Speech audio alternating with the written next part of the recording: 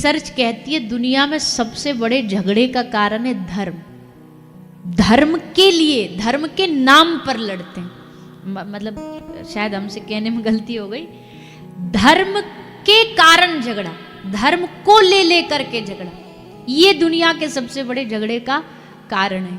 यहाँ आपस में लोग मारपीट में लगे, किसके कारण? धर्म से लड़ रहे हैं, संप्रदाय संप्रदाय से लड़ रहा है। अजी गुरु गुरु गुरु से लड़ रहे हैं।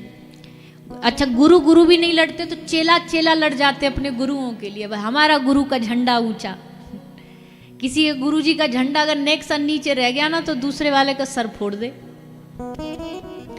हमारे गुरु जी को वो सम्मान नहीं मिला, उनके नाम के आगे उनका पद भी अगर गलत लगा दिया ना तो बस काम तमाम हो गया फिर तुम्हारा।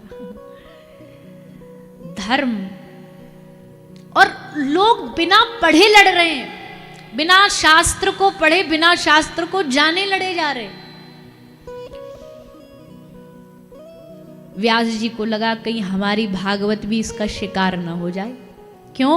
बोले अगर हमने किसी एक विशेष व्यक्तिगत भगवान का नाम शुरू में लिख दिया, अगर लिख दिया कृष्णाम परम धीमहि, तो कृष्ण वाले झंडा ले ले खड़े हो जाएंगे, भागवत जी हमारी है, क्यों कृष्णाम परम धीमहि लिखा है। रामाम परम धीमहि आ जाता तो रामानंदी कहेंगे हमारी है, शिवम परम धीमहि आ जाता तो शैव्य कहेंगे हमारी है, देवी परम धीमहि तो देवी वाले कहेंगे हमारी है। व्यास जी ने कहा बट जाएगी भागवत, इसका बंटवारा हो जाएगा, इसलिए सब कुछ हटाओ, एक नाम लिखो सत्यम परम धीमहि। ये कथा सत्य की है, कृष्ण भी सत्य है, राम भी सत्य है, देवी भी सत्य है। क्या बोलते हैं जब देवी मैया का जगराता होता, क्या बोलते हैं? जयकार क्या बोलते हैं? बोलिए साचे दरबार की। तो वहां भी साचा मतलब सत्य, साचा दरबार। देवी सत्य है, राम सत्य, राम सच्चिदानंद दिनेशा, महादेव सत्य है, सत्यम शिवम सुंदरम, वो भी सत्य है। दूसरे धर्म की बात करें, जो सिख धर्म का निर्वहन करता, वहां भी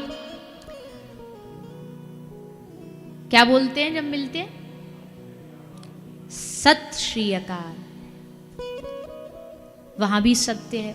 तो यानी हर एक धर्म कुछ माने न माने पर सत्य को जरूर मानता है, इसलिए व्यास जी ने लिखा सत्यम परम धीमहि। भैया अब कथा को लेके झगड़ना मत। और यही तो कारण है, यही तो भागवत जी की खूबसूरती है। कथा हो रही है नारायणी धाम में, तो अगर कोई ये तर्क दे, ये डिबेट करे, भाई नारायणी धाम में हो रही है, यहाँ इनकी आपकी जो माँ है, दादी माँ है, उनका ये स्थान है। हम कई बार नवरात्र में कथा करते हैं, नवरात्र में कथा कर रहे हैं और कर रहे हैं भागवत, तो यहाँ तो देवी पुराण होनी चाहिए। बोले ना भैया, ये कथा देवी की भी है, ये महादेव की भी है, ये राम की भी है, ये कृष्ण की भी है, कृपया इसको बांटे नहीं। एक प्याऊ होती है ना, प्याऊ, प्याऊ पर जब आदमी प्यासा पीने जाता है तो उसका धर्म, उसकी जाति, उसका वर्ण कुछ नहीं पूछा जाता, बस प्यासा है तो आजा पानी पिला दिया जाएगा। वैसे ही भागवत जी न किसी का धर्म पूछती है, न जाति, न संप्रदाय, प्यासे हो, जिज्ञासु हो, बस ये क्वालिफिकेशन होनी चाहिए, आ जाओ और इस रस को पियो। पिबत भागवतम रसमालयम मुहुरहो रसिका भुवि भावुका।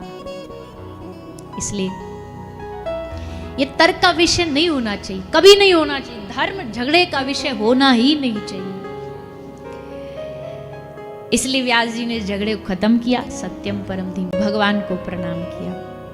निगम कल्प तरोर गलितम फलम, भागवत रसमय फल है। कोई फल कड़वा होता है, कोई खट्टा होता है, पर भागवत गलितम फलम, रसमय फल है भागवत। सुखदेव जी विराजमान हैं। एक तो ये सुखदेव जी हमारे बड़े प्यारे हैं। यहाँ हमने बहुत प्रकार के सुखदेव जी देखे, ये वाले कुछ बड़े बढ़िया चमकते धमकते सुखदेव जी हैं। बड़ा सुंदर स्वरूप है। तो सुखदेव जी जब फल खाते हैं, यानी कोई शुक तोता जब फल खाता है तो इसका मतलब क्या होता है? फल कैसा है? बढ़िया है, एकदम मीठा है, तभी वो चोंच मारेंगे, वरना सुख पहचान जाते, तोता पहचान जाता है फल कड़वा है, ना ना इसको नहीं खाना। तो तोता जब चखेगा तो मीठे फल को ही चखेगा। सुखदेव जी के पास बड़े सारे ऑप्शन थे, पर उन्होंने कहीं अपने आप को रोका नहीं, लेकिन जैसे भागवत जी उन्हें मिली, सुखदेव जी वहीं अटक गए। इससे बढ़िया मीठा फल नहीं हो सकता कोई, ये सबसे सुंदर रस है। ऐसा ये परिपक्व फल भागवत प्राप्त हुई। कैसे मिली, थोड़ी सी ये कथा सुनिए। श्री नारद जी महाराज एक बार व्यास जी के आश्रम में पधारे। व्यास जी का आश्रम जो था, देखो जगह जगह में कितनी शुद्धता है, ये वहां का वातावरण बता देता है, वहां की वाइब्रेशन बता देती है, वहां का वातावरण, वहां का माहौल बता देता है।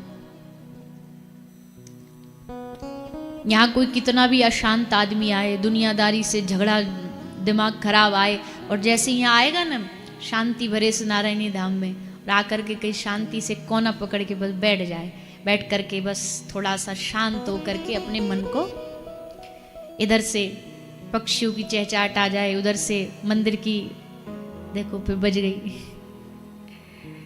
पूरे दिन भर तो घंटी बजती है तो कान में वो जाएगा नाद।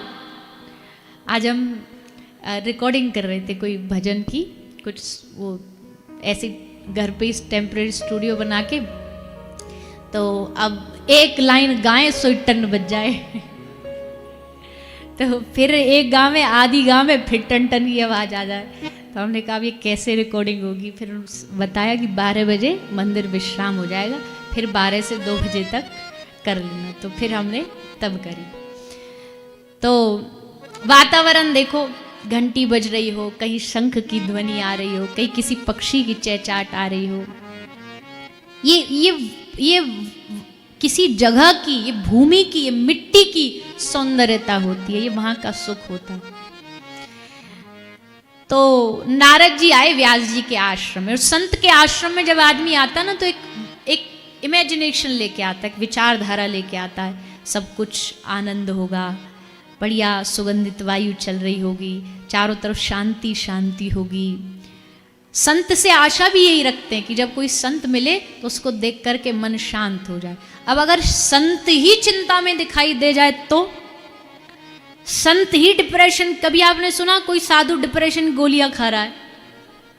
कितना अजीब लगता है सुनने में कि साधु डिप्रेशन की गोली खा रहा है, नींद की गोली खा, कैसे हो सकता है? साधु तो शांत है, साधव साधु भूषण, साधु का भूषण शांत, एकदम शांति, और खुद भी शांत नहीं, जो उसके पास उसके औरा में जाएगा ना वो भी शांत हो जाएगा।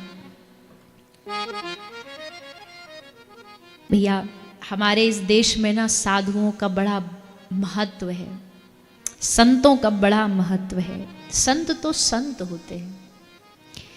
निष्पीड़ितो अपि मधुरम वमति इक्षुदंडः। संत कैसा होता है? गन्ने की तरह होता। गन्ने को तुम कोलू में कितना भी डाल लो, कितना भी तोड़ लो, मरोड़ लो, उसका अंतिम जान निकाल लो, रस निकाल लो, कितना भी उसको भीतर डालो, देगा वो मीठा रस ही। ऐसा ही एक साधु होता है, एक संत होता है। आप गाली दे लो, अपमान कर लो, दुनिया ने साधुओं के साथ क्या क्या नहीं किया, क्या क्या नहीं किया, पर जब एक साधु जीवन में कृपा कर देता है, संत जब हमें चुन ले, भगवान से ये कहो कि प्रभु ऐसी हम पर कृपा हो, हमारे जीवन में कोई संत हमारा चुनाव कर ले, क्योंकि हमारा चुनाव तो कई बार गलत हो जाता है। हम तो 5 साल में एक नेता चुनते हैं, उसमें भी गड़बड़ कर देते हैं हमारा चुनाव तो ऐसा होता है। एक बोले नेताजी पहले तो आप बोलते, चुनाव से पहले तो आप दावे करते थे हम गरीबी मिटाएंगे, हम गरीबी मिटाएंगे, आपने तो कुछ नहीं मिटाई। तो बोले मिटाई ना, किसकी? अपनी। हमने ये थोड़ी बताया था किसकी मिटाएंगे, हमने कहा था गरीबी मिटाएंगे, गरीबी मिटाएंगे, तो मिटा ली। देखो आज हमारे पास इतने बंगले, इतनी गाड़ियाँ हैं। तो हमारा चुनाव तो ऐसा होता है, हमारे चुनाव में गड़बड़ी होती है। पर अगर साधु चुन ले, एक बड़ा सुंदर दृष्टांत दिया कि एक साधु जंगल से जा रहा था, जंगल से जाते जाते वहाँ एक लकड़ी पड़ी हुई थी जमीन पर। सुनना सब ध्यान से, संत चुनाव करे तो क्या होता है जीवन। लकड़ी जमीन पर पड़ी थी तो साधु से वो लकड़ी बोली कि हे साधु, मुझे अपने साथ ले चलो। साधु ने बोला मेरे साथ जाके क्या करेगी, मेरे पीछे पीछे किसान आ रहा है, उसके साथ चली जाना, वो तुझे उठा के घर ले जाएगा। बोले ना, दोनों में बड़ा अंतर है, तुम ले जाओ और वो ले जाए, उसमें बड़ा अंतर है। साधु ने पूछा कि क्या अंतर है। बोले वो लेकर के जाएगा, सबसे पहले घर में पटक देगा, फिर उस किसान की पत्नी आएगी, आकर के उस बोले लकड़ी लायो, आहा आज तो ईंधन आ गया, रोटी बनाने का जुगाड़ बन गया। वो उस लकड़ी को आग में जलाएगी, चूल्हे में जलाएगी और उस पर खाना बनाएगी, फिर मैं राख बन जाऊंगी, फिर उस राख से क्या करेगी, बासन झूठे मांजेगी, झूठे बर्तन साफ करेगी। उसके साथ जाऊंगी तो ये दशा होगी। साधु ने पूछा अगर मेरे साथ जाएगी, बोले अगर आपके साथ जाऊंगी तो वहां क्या होगा, बोले आप मुझे लेकर के कुटिया में रखोगे और बोलोगे कि समीधा मिल गई यज्ञ के लिए, पटकोगे नहीं, समीधा लेके आया हूं यज्ञ के लिए, फिर मुझे यज्ञ में आहुत करोगे, यज्ञ में मैं समर्पित करी जाऊंगी, और जब मैं राख बन जाऊंगी तो उसको लेकर के आप अपने माथे पे लगाओगे, और फिर जब आप उसे अपने माथे पर लगा करके जब आप जाके ठाकुर जी के मस्तिष्क में चरणों में अपना माथा झुकाओगे तो मैं भी भगवान के चरणों की प्राप्ति कर लूंगी, मैं ठाकुर जी के चरणों तक पहुंच जाऊंगी। आपकी कृपा से अगर आप लेकर के जाओगे, दुनिया चुनेगी तो मेरी दशा बासन मांजने में काम आएगी, पर अगर एक साधु चुनेगा तो येन केन प्रकारेन तुम्हें ठाकुर जी के चरणों तक पहुंचा देगा। साधु के चुनने में ये कृपा होती है। इसलिए भगवान से क्या मांगना है, बोले प्रभु कोई साधु चुन ले, हमें कोई संत चुन ले, कोई संत कह दे कि कोई गुरु हमें चुन ले। हम एक कन्यादान देना होता है तो हम इतनी खोजबीन करते हैं, सोचते हैं, समझते हैं, उसका पास्ट प्रेजेंट फ्यूचर सब देख लेंगे, प्रॉपर्टी देख लेंगे, पर एक अगर हमें आत्मज्ञान करना है तो उसके लिए भी तो हमें कोई वास्तविक गुरु, कोई वास्तविक साधु संत की आवश्यकता पड़ती है।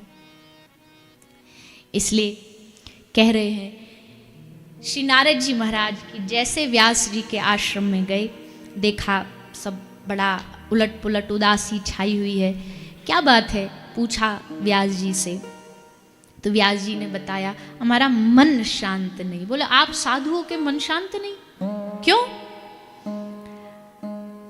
साधु तो शांति देने वाला, अगर उसका खुद का मन शांत नहीं। बोले हमारा अपने कारण से नहीं, हमें आगे का भविष्य देख के चिंता हो रही है। व्यास जी ने आगे का भविष्य बताया कैसा होगा, उस भविष्य में कैसे कैसे लोग, पुराने जमाने में सतयुग में, त्रेता में, द्वापर में कैसा युग था, कलयुग का आज देख लो। रघुकुल रीत सदा चली आई, प्राण जाए पर वचन ना जाए। और कलयुग में, कलयुग रीत यही चले आई, काम निकाला लात लगाई। कलयुग में ये रीति है, अपना काम बनता बाढ़ में जाए जनता, ये दशा है कलयुग की। कलयुग है भैया ये, कलयुग में वह हमसे, हमारे सुख से बढ़िया कोई दूसरा कोई देखता ही नहीं, केवल अपना। व्यास जी कह रहे हमको बड़ी चिंता हो रही है, इसलिए हम कुछ ऐसा करके देना चाहते हैं, कुछ ऐसा लिख के देना चाहते हैं। पहला तो ऐसा लिखना चाहते हैं जिससे हमारे खुद का मन शांत हो, फिर जो उसे पढ़े उसका मन शांत हो, जो मदद करे कलयुग के जीवों की। ये कलयुग के जीव हैं, ये फेसबुक या व्हाट्सएप या लोग हैं। अब ऐसे लोगों को भगवान की प्राप्ति करने के लिए कोई जंगल में जाने को कह दे तो महाराज फिर तो हो गई भगवत प्राप्ति, फिर तो सब दुनिया छोड़ छाड़ के भगवान को ही भाग जाएगी। बोला हमको नहीं करनी भगवत प्राप्ति, तो कोई ऐसा मार्ग बताइए महाराज जो सरल हो, सहज